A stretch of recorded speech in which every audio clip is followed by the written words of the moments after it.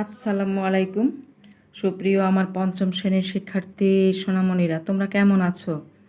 আশা করি আল্লাহর অশেষ রহমতে ভালো আছো। আমি ফেরদৌসী সুলতানা, সহকারী শিক্ষক, engineering university girls school and college কর্তৃক আয়োজিত ইংরেজি অনলাইন ক্লাসে সবাইকে স্বাগত। আজ আমরা ইংলিশ ফর টুডে বইয়ের ইউনিট 14 থেকে ক্লাস করব। ঠিক আছে, তো চলো আমরা আমাদের ইংলিশ ফর টুডে মেইন বইটি হাতে নেই এবং সরাসরি পেজ 54 ইউনিট 14-এ চলে যাই। ঠিক আছে, তো ইংলিশ ফর টুডে বই খুলে ইউনিট 14-এ চলে যাও।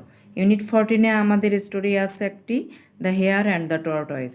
আমরা এই স্টোরিটি পড়ব এবং এক্সারসাইজে যে কাজগুলি করতে বলা হয়েছে সেগুলি আমরা প্র্যাকটিস করব। ঠিক আছে, তো চলো আমরা আমাদের নির্ধারিত কাজে চলে যাই। তো চলো আমাদের পেজ নং 54-এ unit 14 story the hare and the tortoise, তাই না? খরগোশ ও কচ্ছপ। তো একটা পিকচার দেওয়া আছে, দেখো পিকচারটায় কি বলা দেওয়া আছে। একটা টর্টয়েজের ছবি দেওয়া আছে, একটা খরগোশের ছবি দেওয়া আছে, তাই না? একটা পাশে একটি বনের ছবি দেওয়া আছে। তো চলো আমরা একটু দেখি। আমরা লিসেন অ্যান্ড রিড, শোনো ও পড়ো। আমরা একটু পড়ি তাহলে। চলো দেখি। আমরা যদিও এগুলি আগেই ক্লাসে শেষ করেছিলাম, আবার রিভিশন হচ্ছে, যেহেতু আমাদের পরিমার্জিত সিলেবাসে যে ইউনিটগুলি আছে সেগুলি আমরা আবার একটু রিভিশন করছি। তো চলো পড়া যাক। One day a hare was walking in the forest when he saw a tortoise. অর্থটা কীরকম দ্বারা দেখো। একদিন একটি খরগোশ বনের মধ্যে দিয়ে হাঁটছিল যখন সে একটি কচ্ছপ দেখতে পেল। ঠিক আছে, তারপর the hare was the fastest animal in the forest.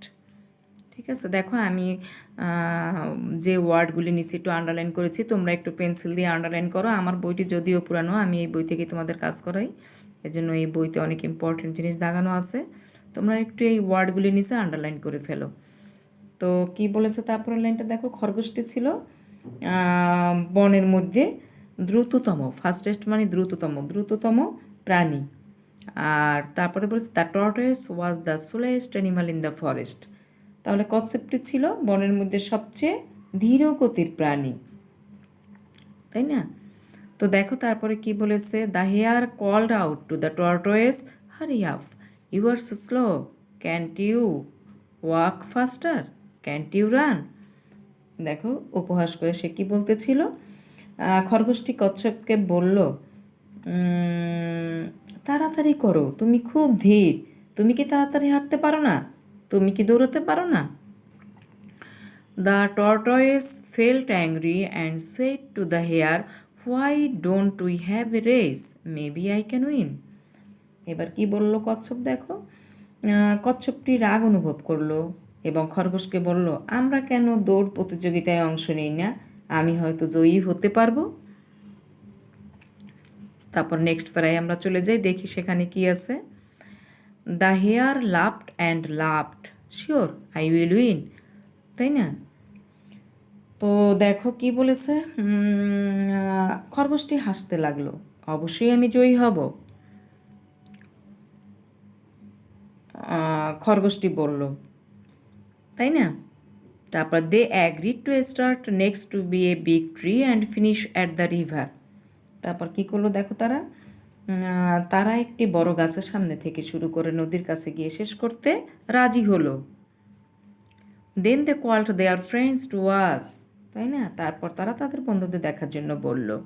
The hare stood beside the tortoise and the race began.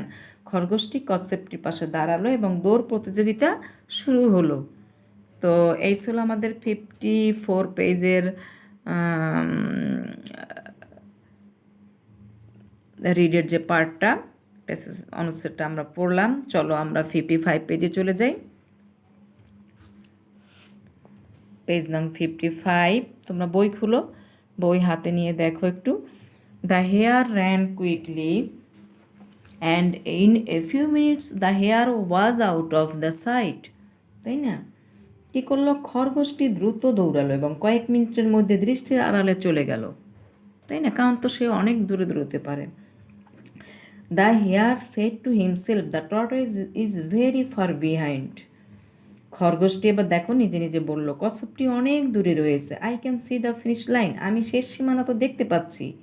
I have time for a nap, আমি একটুখানি ঘুমিয়ে নিতে পারি। ন্যাপ মানে বিশ্রাম, হালকা ঘুম আর কি, পুরা ডিপ ঘুম না, হালকা পাতলা ঘুমকে আমরা ন্যাপ বলি। তো soon the hare was asleep under a tree next to the path. শীঘ্রই খরগোশটি পথের রাস্তার পাশে একটি গাছের নিচে কী করলো, রেস্ট নিতে যেয়ে সে ঘুমিয়ে পড়লো। তারপরে প্যারা কী বলেছে দেখো, the tortoise walked steadily on and on, he didn't stop, soon he passed the sleeping hare. কী হয়েছে ঘটনা দেখো, যে কচ্ছপটি নিয়মিতভাবে হাঁটতে লাগলো, সে থামলো না, শীঘ্রই সে ঘুমন্ত কচ্ছপকে অতিক্রম করলো। The hare slept for an hour, তাই না, খরগোশটি 1 ঘন্টা ঘুমালো। When he finally woke up he looked at the finish line, যখন সে অবশ্য জাগলো তখন সে শেষ সীমানা দেখতে পেল, তাই না। He could not believe his eyes, কী করছে, সে তার চোখে বিশ্বাস করতে পারলো না, তাই না।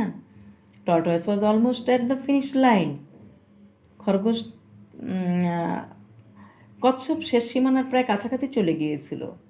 The hare ran as fast as he could but it was too late, খরগোশটি যত দ্রুত সম্ভব দৌড়তে লাগলো কিন্তু অনেক দেরি হয়ে গিয়েছিল। The tortoise crossed the finish line and won the competition,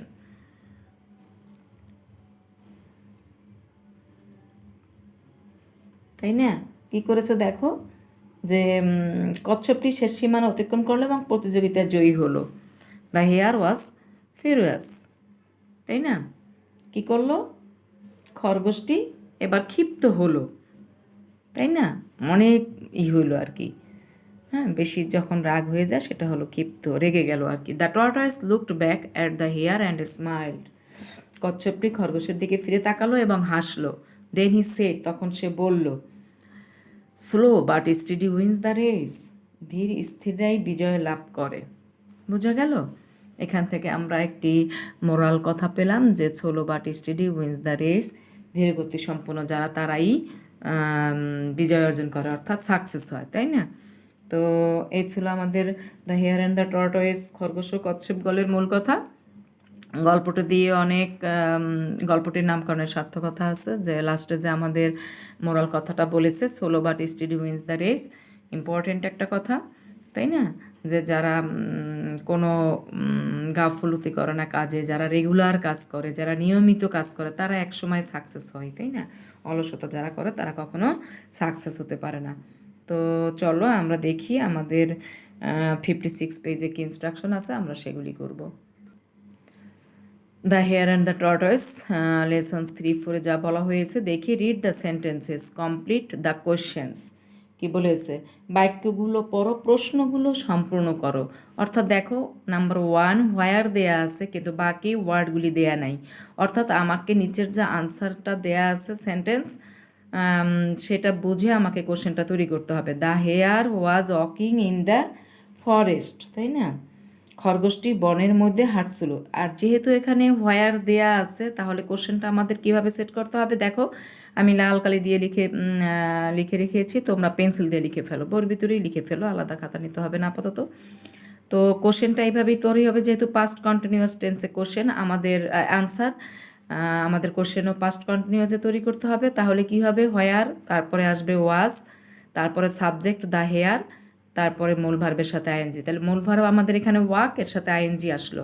where was the hare walking, লিখে ফেলো, where was the hare walking, where was the hare walking, answer এভাবে আসবে, the hare was walking in the forest. Number 2, what, দেখো what দিয়ে যেহেতু শুরু করতে হবে, তাহলে নিচে আমাদের আনসারটি দেওয়া আছে, the hare saw the tortoise.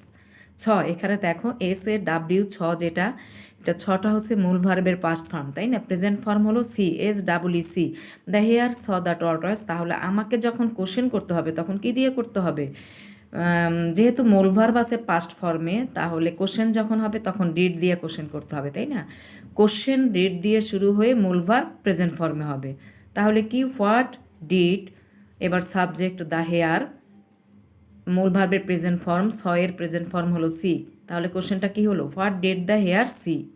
ঠিক আছে, what did the hare see, খরগোশটি কী দেখেছিল? খরগোশটি কচ্ছপ দেখেছিল। তারপরে 3 নম্বর দেখো, the tortoise was walking slowly, তাই না? The tortoise was walking slowly, কচ্ছপটি আস্তে আস্তে হাঁটছিল। তাহলে হাউ দিয়া কোশ্চেন, দেখো হাউ কীভাবে, তাই না? হাউ দিয়ে আমরা জানি কত, কিভাবে, কেমন, এই টাইপের ওয়ার্ডগুলি আমরা হাউ দিয়ে কোশ্চেন তৈরি করব। তাহলে হাউ হবে ওয়াজ, যেহেতু কন্টিনিউয়াস ফর্মে কোশ্চেন, তাহলে how was the tortoise walking, how was the tortoise walking, কীভাবে কচ্ছপটি হাঁটছিল, তাই না? নাম্বার 4-এ চলে যাও, দেখো they started their race next to the big tree, তাই না? তারা একটি বড় গাছের পর থেকে তাদের দৌড় প্রতিযোগিতা শুরু করলো, তাই না? তাহলে কে জায়গার নাম বোঝানো হয়েছে এখানে? তাহলে হোয়ার দিয়ে কোশ্চেন কোথায়? তাহলে কোশ্চেন আমাদের কি হবে? দেখো এখানেও ঠিক সেম, স্টার্টেড হলো মূল ভার্বের পাস্ট ফর্ম, তাহলে কোশ্চেন তৈরি করতে হবে ডিড দিয়ে। হোয়ার ডিড, তারপর সাবজেক্ট এখানে দে, তারপর মূল ভার্বের present form started, present form হলো start, their race from. Where did they start their race from, লিখে ফেলো। Where did they start their race from, where did they start their race from. Okay, তারপরে next হলো, দেখো আমি 5-এ চলে গিয়েছি। The hare went to sleep, তাই না? The hare went to sleep, খরগোশটি ঘুমাতে গিয়েছিল। আর যেহেতু হু দিয়ে কোশ্চেন, তাহলে হুয়ের পরে যা থাকে তাই হবে। এখানে কোনো হু দিয়ে যখন কোশ্চেন করা হয়, হু যোগ ভার্ব যোগ বাকি অংশ, তাহলে হু, এখানে আমরা ভার্ব দেখছি went, who went to sleep, কে ঘুমাতে গিয়েছিল। তারপর he slept for an hour, তাই না? সে 1 ঘন্টা যাবৎ ঘুমিয়েছিল। তাহলে সে কতক্ষণ যাবৎ ঘুমিয়েছিল? এই জন্য হাউ দিয়ে, হাউ লং, এই জন্য হাউ লং দিয়ে কোশ্চেন। তাহলে হাউ লং স্লেপ্ট হয়েছে মূল ভার্বের পাস্ট ফর্ম, তাহলে কোশ্চেন করতে হলে ডিড দিয়ে কোশ্চেন করতে হবে, তারপর সাবজেক্ট আনতে হবে, তারপর মূল ভার্বের প্রেজেন্ট ফর্ম। এগুলি আমরা যখন ডাব্লিউএস কোশ্চেন শিখেছি তখন আমরা স্ট্রাকচারটা খুব ভালো করেই শিখেছিলাম। ডাব্লিউএস কোশ্চেনের উপর ভালো একটি ক্লাস চেষ্টা করেছি, একটি ভালো ক্লাস দেওয়ার জন্য তোমাদের। তোমরা ওই ক্লাসটি বারবার দেখবে, তাহলেই তোমার এই যে who, how, where, when, why, what, এই কোশ্চেনগুলির স্ট্রাকচারগুলি অনেক সুন্দর করে ওখানে বোঝানো হয়েছিল। তোমরা একটু বারবার ওই ক্লাসটা দেখবে, তাহলেই আরও ভালো বুঝতে পারবে। How long did he sleep, ঠিক আছে। 7 নম্বর দেখো, the hare woke up when the tortoise crossed the finish line, the hare woke up when the tortoise crossed the finish line, খরগোশটি ঘুম থেকে জেগে উঠেছিল যখন কচ্ছপটি শেষ সীমানা অতিক্রম করলো। তাহলে এখানে হোয়েন তো দেয়াই আছে, দেখো ওক আপ এটা পাস্ট ফর্ম, তাহলে ডিড হবে, তারপরে সাবজেক্ট দ্য হেয়ার আসবে, আর woke up, wake up, WAKE, wake up present form. তাহলে when did the hare wake up, খরগোশ কখন ঘুম থেকে উঠেছিল, তাই না? নাম্বার 8 দেখো, the tortoise won the race, হ্যাঁ, কচ্ছপটি দৌড় প্রতিযোগিতায় বিজয় লাভ করেছিল। হু দিয়ে কোশ্চেন আছে, তাহলে একেবারেই সোজা, হু দিয়ে কোশ্চেনগুলি যখন করতে হয় তখন হু ওন দ্য রেস, তাই না? হু যোগ ভার্ব যোগ অবজেক্ট, অর্থাৎ হু ওন এখানে ভার্বের পাস্ট ফর্মই হবে, যেহেতু হু দিয়ে কোশ্চেন করলে কোনো আরই হয় না। হু ওন দ্য রেস, শুধুমাত্র সাবজেক্ট বসে আনসার লিখতে হয়, তাই না? হু ওন দ্য রেস,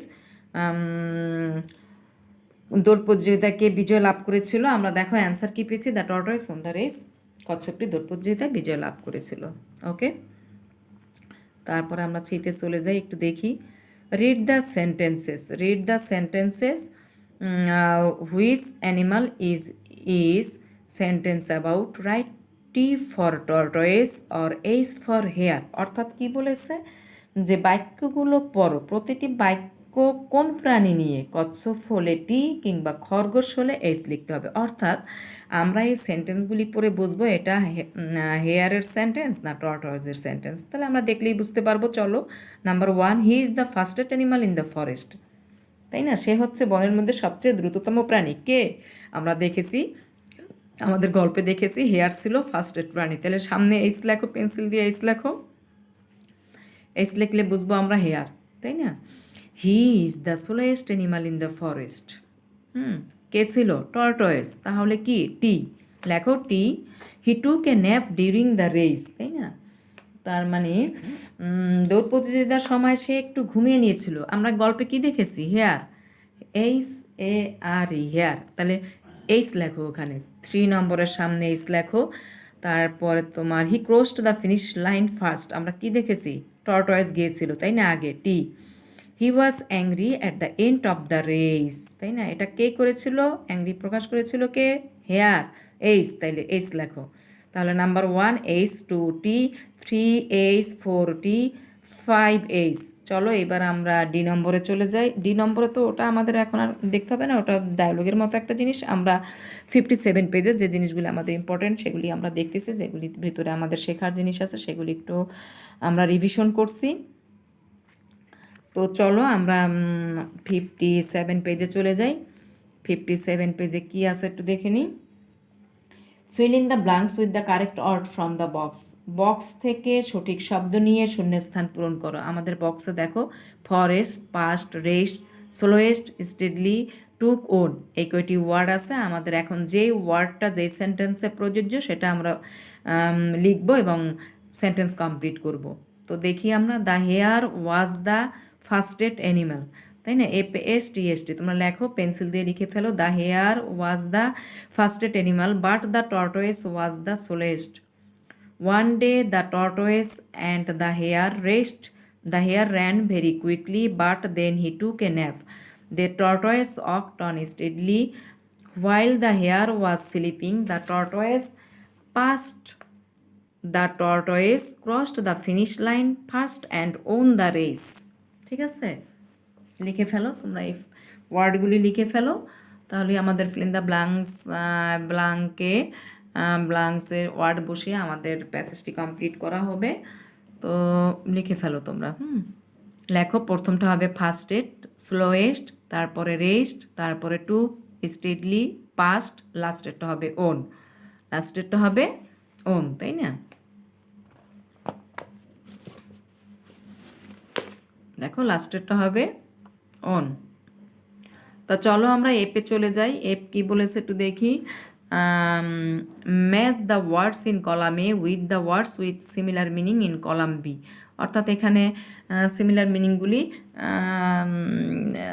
মিল করতে বলেছে। তো আমরা দেখি অ্যাংরি অর্থ কি আমরা জানি, রাগান্বিত। তাহলে অ্যাংরির সাথে দেখো আমি মিলিয়ে রেখেছি, তোমরা একটু পেন্সিল দিয়া এভাবে মিলিয়ে রাখো।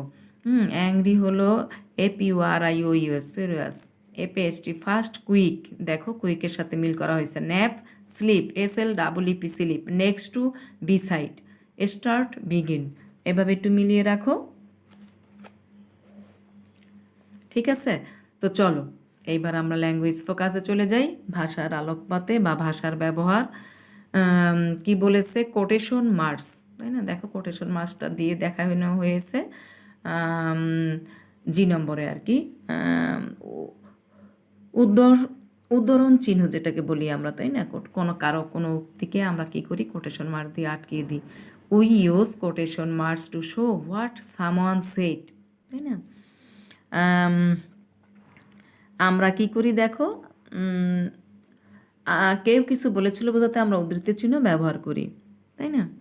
We put quotation marks at the beginning and the end of the person's words. তারপরে আমরা আর কি করি দেখো, আমরা বক্তব্যের শুরুতে এবং শেষে কোটেশন চিহ্ন ব্যবহার করি, তাই না? তারপরে কি বলেছে? Use a comma before or after quotation marks, তাই না? তাহলে কি হলো, কোটেশন চিহ্নের পূর্বে আমরা অথবা পরে কমা ব্যবহার করতে হবে। Start the first word inside the quotation marks with a capital letter. বিরাম উদ্ধরণ চিহ্ন বলে এটাকে বাংলায়। উদ্ধরণ চিহ্নের মধ্যবর্তী অংশের প্রথম শব্দটি বড় হাতের অক্ষর দিয়ে শুরু হবে। যেমন দেখো একটি উদাহরণ দিয়ে বোঝানো হয়েছে। The hare said I am the fastest animal. Hare বলেছিল, তাই না? নিজেই বলেছিল। তার উক্তিটি কী ছিল? I am the fastest animal, অর্থাৎ খরগোশটি বলেছিল আমি দ্রুততম প্রাণী। দেখো এখানে আই তো অলওয়েজ আই ক্যাপিটাল লেটার হয়। এই কোটেশনের শুরু যেখানে হয়েছে তার পরের ওয়ার্ডটি সবসময়ই ক্যাপিটাল লেটার ইউজ করতে হবে, সেটাই আমাদের বলেছে। তো I am the slowest animal said the tortoise. দেখো I am the slowest animal, অর্থাৎ কি বলেছিল, আমি সবচেয়ে ধীরগতির প্রাণী, কে বলেছিল? কোটেশন মার্ক শেষ হয়ে গেল, দেখো কমা দিয়ে কোটেশন মার্কসে সেড দ্য টর্টয়েস, কচ্ছপ বলেছিল, তাই না? তো এই ছিল আমাদের আসলে ভাষার ব্যবহার, এখানে কোটেশন মার্কসের ব্যবহার সম্পর্কে আলোচনা করা হয়েছে। তো এইভাবেই আমাদের কাজ শিখতে হবে। আম, আমরা মূলত এখানে কী কী ব্যবহার শোনা, আমরা পাঠের একেবারে শেষ প্রান্তে চলে এসেছি মেয়েরা। তো আমরা দ্য হেয়ার অ্যান্ড দ্য টর্টয়েসের গল্প থেকে আমরা কি শিখতে পেলাম, আমরা ডাব্লিউএস এর ব্যবহার দেখলাম, কিভাবে কোশ্চেন তৈরি করতে হয় সেটা দেখলাম, তারপরে আমরা কোটেশন মার্কস কীভাবে ব্যবহার করতে হয় সেটাও দেখলাম। তো হ্যাঁ, তো পাঠের একেবারেই শেষে চলে এসে তোমাদের যে জিনিসটি বলবো যে তোমরা পড়াশোনা করতে থাকো, আমাদের কর্তৃপক্ষ বা গভর্নমেন্ট যেভাবে আমাদের অর্ডার করবে আমরা সেভাবে তোমাদের সব কিছু ইনস্ট্রাকশন দেওয়ার চেষ্টা করব। তো যতদিন আমাদের কাজ করছি তোমরা আমাদের সাথেই থাকো, ক্লাস করো, এবং বইগুলি আসলে খুব ভালো করে পড়ে বেসিক জিনিসগুলি তৈরি করে নাও, কারণ 6-এ গেলে কিন্তু আমাদের ইংরেজির অনেক বেসিক জিনিস শেখার আছে, যে জন্য এই যে আমরা এখন যে ক্লাসগুলি নিছি তোমাদের বেসিক জিনিসগুলি দেওয়ার চেষ্টা করছি। তো ক্লাসকে আর দীর্ঘায়িত করতে চাচ্ছি না। ভালো থাকবে, সুস্থ থাকবে, তাই না? তো দেখো, চেষ্টা করবে, ভালো থাকার জন্য চেষ্টা করবে, সুস্থ থাকার জন্য চেষ্টা করবে। তো thanks for being with me, stay home, stay safe, bye, আল্লাহ হাফেজ, ফি আমানিল্লাহ।